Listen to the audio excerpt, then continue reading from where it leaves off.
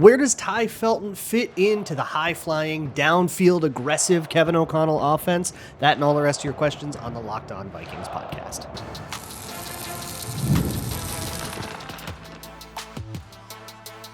You are Locked On Vikings, your daily Minnesota Vikings podcast, part of the Locked On Podcast Network, your team every day. Well. Look who returned. Welcome to Locked On Vikings podcast, everybody, where we're always trying to learn something new. It's part of the Locked On Podcast Network, your team every day. Thank you so much for making Locked On Vikings your first listen of the day every single day. I appreciate you all so very much.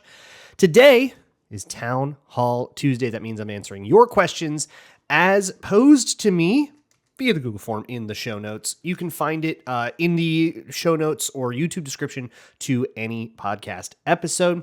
Shoot me a question whenever you want. First question I am going to answer. The first handful of questions are about Tai Felton, or sort of tangentially related to Tai Felton. The first one comes from Bimblezibs. Fantastic name.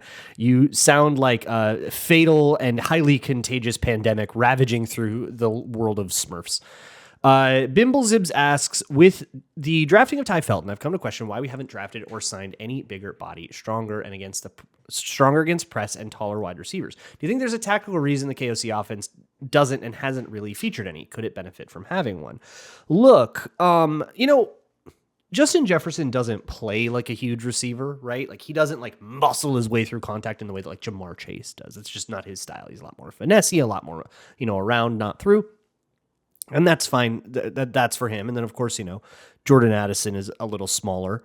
Jordan Addison is a lot smaller. And Jalen Nailor doesn't exactly play like a huge receiver either. He's 6 foot, 190. KJ Osborne was 5'11", 200. So he actually did play like a little bit more of a muscly. He was like a little bit bulkier, an inch shorter, but 10 pounds bigger. So like a musclier guy. So he would play that like muscly thing. So we did kind of, I think, have that sort of thing with KJ Osborne. But yeah, we've never really had the contested catch guy. I think there's a couple reasons for that. One, and the most obvious, is they get open and they don't have to do contested catches because they're open, which is always nice. But I don't think that level of specificity is like always available. I don't know if you can look at it and go, we want the big receiver. Like, who is the big receiver that they should have taken or that you wanted them to have taken in the draft or sign in free agency or whatever, that would have made sense at the time? And I don't know if I really have an answer for that. I don't think spending money on a wide receiver has ever been all like real money on a receiver has made all that much sense because they have Addison and Jefferson. But the reason is because, like, what are you going to do? Replace Jordan Addison? No, he's doing great and he's doing it his way. It's fine. With Tai Felton added to that, it sort of raises a question for me. So what will he change about this offense? So there's two things about Tai Felton, two like major strengths. That's sort of what people are like excited about, right? One, good 40 time, fast guy. Love to have fast guys.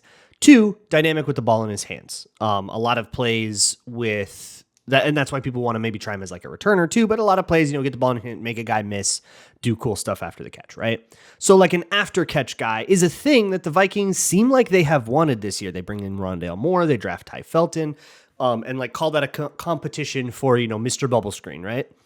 In what we know of KOC's version of the Shanahan offense, the Shanahan offense has tunnel screen. They love a tunnel screen actually. Where, the wide receiver works inside the blocking lineman rather than it just being like one receiver and then you try to like make one safety miss or something like that and do this thing on the edge like a bubble. So they love a tunnel screen. They love a jet sweep. Those kinds of things are part of the role. But in the past, what wide receiver 4 has been, like Jalen Nailor, when KJ Osborne was still in the building, but so was Jalen Nailor, and he was the fourth guy. The fourth guy does cardio. The fourth guy runs clear outs, is fourth in the progression, runs stuff at the backside a lot, doesn't get a lot of production, and just does a lot of running. So you just need to, cardio, stamina, speed, enough speed that the safety has to respect you so the rest of the concept works out. That's a lot of the job here. And what I don't think is a huge necessity for KOC's offense, to Bimblezibs' question, is like a big body muscle you out. We're not playing basketball here. And if we are, throw to the tight end. The tight end is kind of there for specifically that, or maybe both tight ends, right? Josh Oliver and TJ Hawkinson can be sort of the go-tos for that role. What you're not trying to do is, throw a 40-yard bomb downfield for a contested go ball. We can throw a 40-yard bomb downfield to an uncontested receiver pretty often, and we would rather just do that. That's just better. Everydayer number 847 says, good with the ball in his hands, want to get it to him from behind the line of scrimmage, but doesn't run a great route and has trouble catching the ball. Isn't that just a running back? Why isn't Tai Felton just a running back? Probably because he's way too small to be a running back. If you're 6'1" and I think listed at like 180 something, yeah, you die as a running back. You do not want that guy to take the punishment that a running back makes. There's a reason that, and by the way, 6'1", also kind of too tall to be a running back. You want a running back, like Ashton Jeanty is 5'9" and like 200 some. You want like bowling ball sized guys with all that speed and stuff. I think as a subversive behind the line of scrimmage idea, the other thing is you're not going to get him, working against Mike linebackers and trying to split between, tight, cramped A gaps, right? You're going to have him out on the edge in space with a nickel. It's a totally different skill set. That feels like the point that people are talking about with Tai Felton, although that's a bit gimmicky. It's a little bit, let's manufacture some touches, and that's not going to be that many plays a game. I still think that his role, at least for now, unless he can beat Jalen Naylor in a competition, he has every opportunity to do so, is going to be cardio. And special teams, which brings us to the next question from Mr. Mayor IV, who says, I cringe every time I hear player X is a special teams guy, so he'll probably make the roster. Why should any special teamer feel secure in their spot? The 2024 special teams unit sucked. And a whole bunch of things they were like 29th and 31st in. Can you please convince me I'm wrong and that our special teams unit wasn't trash? Not necessarily. You're not necessarily wrong. With punt returns, like one of the stats you have here is 29th in total returns attempted. That's a conservative strategy from Brandon Powell, and one that the Vikings would agree with you that they don't want to do again. That's why they let Brandon Powell walk. And why they've brought in like 3 or 4 people, even like if you include undrafted dudes, to possibly contend for that returner spot, including but not limited to Rondale Moore and Tai Felton himself, who might get a run at the job just based on being fast and dynamic with the ball, even though he doesn't have a ton of experience. So not getting a lot of like punt returns and kick returns and stuff is like playing conservative a little bit too. They don't have their Kenny Nwangwu anymore. They don't have their crazy. Ty Chandler was like whatever as a kick returner.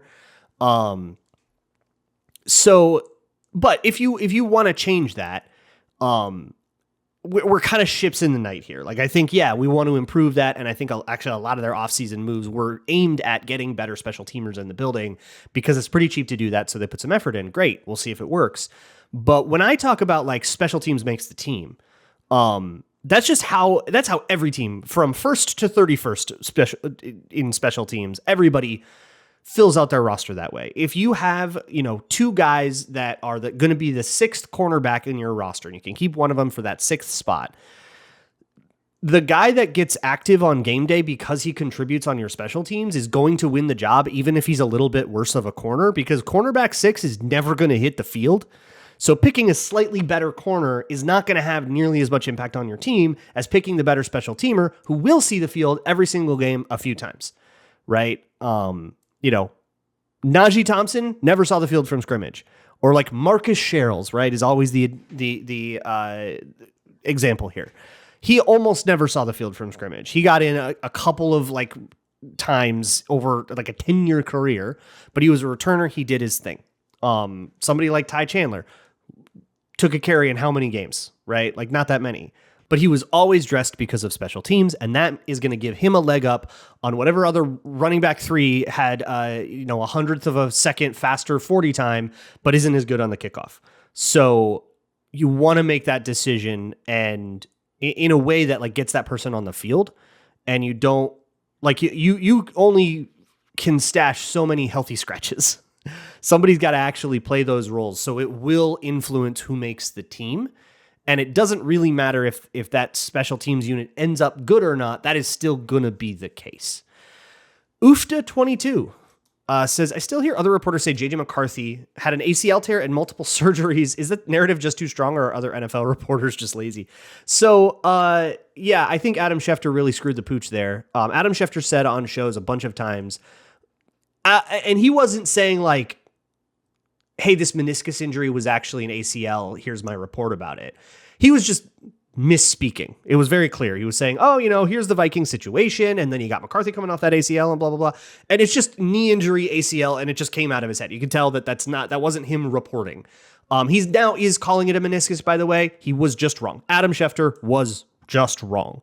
And I think a lot of people internalize that. So I think we just got to correct people when we can. Hey, meniscus. Hey, you idiot, meniscus. If you say it was an ACL, just be like, hey, you idiot, meniscus. Okay. Be a little mean about it. It's okay. It's the internet. But the multiple surgeries is true. One of those surgeries was an exploratory scope where no repairs were made. And the point of the scope was to determine if repairs should be made. And they were like, no. And by the way, J.J. McCarthy is fully cleared, and he didn't participate in minicamp. He wasn't invited to minicamp. And there were only 2 quarterbacks at minicamp, and one was a tryout and one was Max Brosmer. So there were not that many. I don't think there were like 6. You can only have like 5 or 6 veterans at minicamp in total, and the Vikings picked other people. So that wasn't like he's not ready to play or anything like that. He's been 100% cleared. That's the other thing. If you didn't know, J.J. McCarthy has been 100% cleared to play football. It's over. We're past the injury. So call it whatever you call it in the past. We're moving on. Speaking of moving on, I've got a bunch more questions in this mailbag that we will get to next on Locked On Vikings. Today's episode of Locked On Vikings is brought to you by FanDuel, America's #1 sportsbook. Holy moly, this NBA playoffs has been insane. Overtime, 20-point comebacks. The Knicks, the Wolves, look at them go. FanDuel makes it easy to stay in the game. So whatever you think is going to happen in Game 5, maybe you want to wait for some Steph Curry news and then drop a parlay right at tip-off. You don't even have to worry about missing tip-off, by the way. If you miss tip-off, you can still put together the same game parlay. You just get the live lines now, which, 2 seconds into the game are going to be the same thing, right? So you can always check all that stuff out at FanDuel. And you can get $200 in bonus bets if your first $5 bet hits, no matter what that $5 bet is. So go find something with super short odds. And then if it wins, you get $200 in bonus bets. That's 40-1 for those of you keeping track at home. Make every moment more with FanDuel, official sports betting partner of the NBA. Moving right along here with the Locked On Vikings podcast. We're doing this Townhall Tuesday mailbag. This one comes from Too Lazy to Look It Up, who says, considering the Vikings trade last year to acquire Dallas Turner, both moving up to pick 24 and then to 17, who were the players ultimately selected at the original slots the Vikings gave up? And knowing now how well Van Ginkel and Grenard additions have worked out, would you rather have these players or Turner on the team right now? Second part first, and then I'll Google the draft order for you, you absolute worthless pile of trash. But second part first, the idea of having 3 edges and then 2 are on the field at a time and you rotate is a good thing. I think we get a little bit too obsessed with like perfectly efficiently every single asset needs to be on the field at a time. And if you spend assets on somebody and then they come off to like rotate out of the field for 2 seconds, it's like, oh my God, we're wasting time. Just like chill. Okay. Having rotation is good. Keeps everybody fresher. And I would argue that Grenard and Van Ginkel played better because Patrick Jones and Dallas Turner and Jihad Ward could spell them sometimes. Like some of that production is owed to that. So that we'll chill on in terms of who was taken. Plus, it's not like the perfect. It's not a perfect hypothetical because there's who got picked at that slot and then who the Vikings would have picked if they were at that slot. So at pick 24, Terrion Arnold went to the Lions. That actually probably would have been the pick for the Vikings. Other options could have potentially been somebody like Nate Wiggins if they wanted to go with a corner. If they wanted another edge rusher, Darius Robinson from Missouri went pretty soon after that. I remember a couple of people that went in the second round, like early second round, like Kool-Aid McKinstry that I was pretty excited about. And then they were at pick, I'm going to say 42. Yeah, 42 is where the Texans took Kamari Lassiter. That was the pick from Minnesota. Yeah. So if they had hung on to that, they could have taken a safety in Tyler Nubin again, although with Cam Bynum and Metellus kind of coming on, that feels fairly unlikely. That was one pick after Kool-Aid McKinstry. The next picks could have been maybe Mason Smith, D tackle out of DSU or out of LSU, Chris Jenkins from Michigan. Mike Sanders still would have been an interesting one if you want a corner. So, but those guys, I don't know. People had Dallas Turner as like the third best defender on the board. None of those guys really moved the needle in the same way. And some of them already look like pretty bad. And Dallas Turner does not. You have to remember, Dallas Turner didn't like have a completely useless rookie season. He was like pretty good at the end of the season. Remember, he like got that interception. He had like a sack a game. He was like kind of humming at the end of the season. I feel like we forgot that. But you know, 2 Pro Bowls in front of you and then a rookie that looks promising. Why are we mad about this? This rules. Paul asks, do we get an entry into the Everyman series that covers Luke Braun? Man, okay, if you have been an everydayer since 2018, 2019 when I first took over, which by the way, shout out. If you've been an everydayer since Sam and Sage, okay, sound off. I want to hear from you because that's awesome. But if you've been following me on this show for the 7 years, Jesus, that I've had it, 6.5, I guess, you probably already know everything that you would know in an Everyman series. I mean, you've been with me through stints of happy, healthy, not healthy. You have been with me, you know, when I got married, when I've moved all around through different kinds of experiences, through different like paradigms of football. I mean, you have learned everything you're going to know about me if you're in #everydayer. So you kind of are always getting an Everyman series on me. Do you remember Rick Dennison asks, do you remember Rick Dennison? Yeah, I do. Larson Fade asks, you'd mentioned at the time that you would be on other shows such as Locked On NFL. Going forward, can you tell the audience about those shows, especially nationals? We'd like to hear your thoughts. Yeah, so my role on Locked On NFL right now is on Wednesday mornings. You can find me every Wednesday with Tyler Rowland, the Madman, in the morning. And we will chat about whatever is going on. Right now, he is doing a series of like division previews. We previewed the NFC East, and he tries to. We try to do it where like I don't end up talking about like Vikings topics on that show, like specifically avoid it. But I kind of bring it up a lot, anyways, just because like it colors my experience, right? So it's like the context that I view things in. But yeah, Wednesday mornings, Locked On NFL. Check it out. Ryan asks, maybe it's the first time I've noticed, but like all of the rookies are signing fully guaranteed contracts. Has that been a thing or is that new? Yeah, so that is the thing. That is the rookie wage scale. They are all fully guaranteed. That is by the CBA. That is required. That's been the case since the 2011 CBA and the rookie wage scale that as we know it, that has like kind of broken the economy of the NFL and, you know, caused draft picks to become like the main value of a draft pick is that it is 4 years of cheap labor, but that cheap labor is fully guaranteed. Nate Jelson asks, I'd love to see Kevin O'Connell get more varied in the shotgun run game. I remember seeing a rep of tackle power with Darisaw from the 49ers game, and the idea of that more often has me drooling. Tackle power. Do you mean like pin pull, or do you mean like an insert kind of thing? I don't know if tackle power is or the tackle is just the sole puller. I'm not sure I recognize that. But okay, yeah, sure. What other run concepts from the gun would you like to see the Vikings run? Please steal Matt LaFleur's wing tee. Usually from the shotgun, you want to do zone. That's just the timing of it is better, but you can run whatever from shotgun.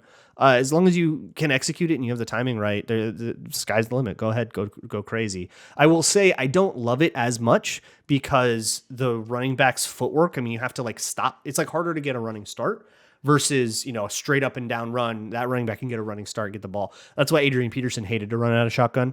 And the Vikings were basically a purely under center team for most of the Adrian Peterson era. Luigi Monroe says, first time, long time. Are you sure? I feel like there was just a Luigi in here. I don't know. Luigi's are up to all kinds of crazy stuff lately. Luigi Monroe asks, I know we love draft picks early in the summer, but I think tight end 3 and running back 3 are too important to leave to the crew we added. Assuming Kwesi agrees, who do you like that could be a late cut or is even available now for these impact spots? Look, tight end 3, I'm sorry, dude. You got the group you got. They drafted a tight end 3. That guy's pretty much like pole position to get the job with 2 undrafted free agents from big schools coming at him. I think that group is going to be about done there, but let's take a look real quick at some of the free agent running backs that are still available. Oh boy. Cam Akers is maybe the name on this one I like the most. There's a lot of older guys. Jamal Williams, Amir Abdullah, Mike Boone return. He's 30 now. Good for him. What a long career. Or guys like, John or Josh Kelly, pick your Kelly. But I don't know. Cam Akers, I guess, if you don't like Ty Chandler in that role, which I could get that. I could get behind that. I could dig that. I got your hot takes coming up next, as we always do in Townhall Tuesday, and I have them. I've got some that are lukewarm and some that are absolutely scalding. So that'll be next on Locked On Vikings.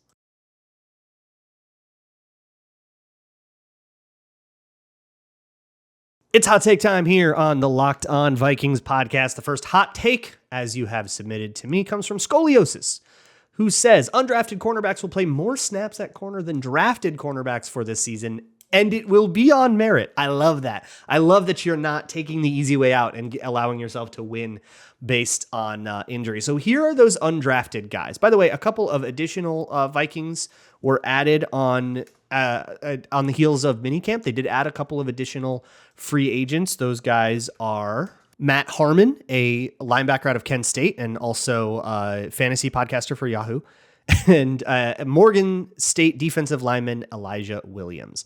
That puts them at a clean and even 91. They get a roster exemption for Oscar Chapman, so it's 90 plus him. Anyways, here are the undrafted corners that we have to work with. We talked about some of these guys in depth, like after the draft. I talked to the small school guys. I talked to Kevin Fielder about, and then we went over a few of them in like the undrafted free agent review that went over everybody else.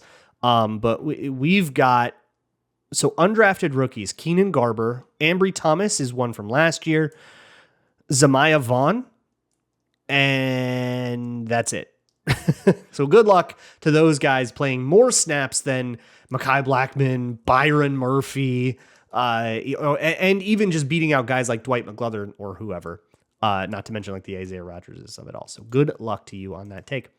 A Little Stitious says the Vikings are set to and will win the Super Bowl this year. Western society will have collapsed in November, however.